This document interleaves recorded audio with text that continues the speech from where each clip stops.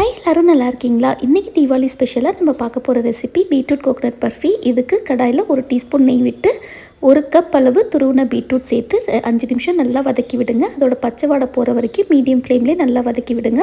இது ஒரு பிளேட்டுக்கு மாற்றிட்டு அதுக்கப்புறம் அதே கடாயில் 1 டீஸ்பூன் நெய் விட்டு நல்லா எந்த கப்பில் பீட்ரூட் அளந்தீங்களோ அதே கப்பில் நல்லா டைட்டாக 1 கப் அளவு துருவின தேங்காய் எடுத்துக்கோங்க. எனக்கு இது வந்து ஒரு முழு தேங்காய் அளவு வந்துச்சு. இதையும் சேர்த்துட்டு ஒரு 2 நிமிஷம் நல்லா வதக்கி விடுங்க. கலர் சேஞ்ச் ஆகக்கூடாது, 2 நிமிஷம் தான் வதக்கணும். ஸ்லோ ஃப்ளேமில் வச்சு வதக்கிக்கோங்க. அப்புறம் அடிக்கனமான பாத்திரத்தில் 3/4 கப் அளவு சர்க்கரை 1/4 கப் தண்ணி சேர்த்துட்டு நல்லா கரைச்சி விட்டுட்டு ஸ்லோ ஃப்ளேம்லேயே நல்லா கொதிக்க விடுங்க. இது நல்லா ஒரு கம்பி பதம் வரணும். இப்போ நான் காமிக்கிறேன் பாருங்கள், இந்த மாதிரி நல்லா ஒரு கம்பி பதம் வரணும்.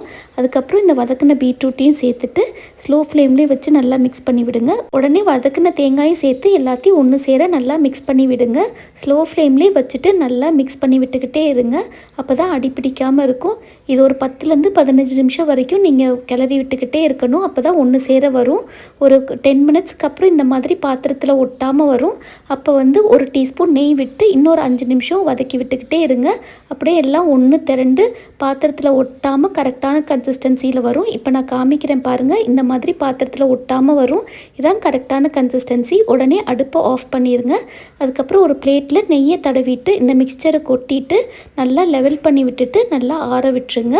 கார்னிஷிங்க்கு கொஞ்சமாக முந்திரி பருப்பு வறுத்து அது மேலே கார்னிஷ் பண்ணிடுங்க. இது ஓரளவு சூடு ஆறினோன்னே பீஸ் போட்டுருங்க. கம்ப்ளீட்டாக ஆறிடுச்சுன்னா உங்களால் பீஸ் போட வராது. அவ்வளோதான், சூப்பரான beetroot coconut barfi ready. Taste அல்டிமேட்டாக இருக்கும். கண்டிப்பாக ட்ரை பண்ணி பாருங்கள்.